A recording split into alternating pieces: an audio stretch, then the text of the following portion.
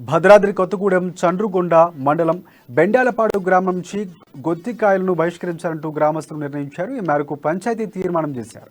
ఎర్రబోడు నుంచి ఛత్తీస్గఢ్ తరలించాలని నిర్ణయించారు. ఫారెస్ట్ రేంజర్ శ్రీనివాసరావు హత్య చేయటాన్ని పంచాయతీ పాలక వర్గం ఖండిస్తూ పంచాయతీ ఏకగ్రీవ తీర్మానం చేసింది.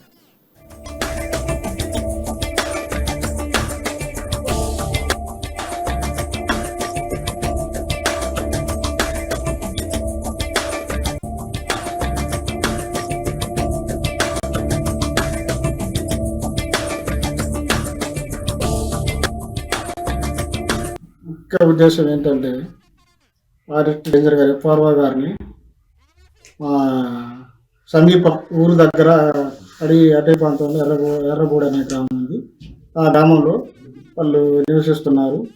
2009లో వచ్చారు. ఇక్కడ ప్రజెంట్ వచ్చి ఒక 16 సంవత్సరాల దాకా ఇక్కడ వేరే శాలల్లో ఉండి 2016 తర్వాత మళ్ళా అటవీ ప్రాంతానికి వెళ్ళి ఎర్రగూడ అనే గ్రామంలో నివసిస్తున్నారు.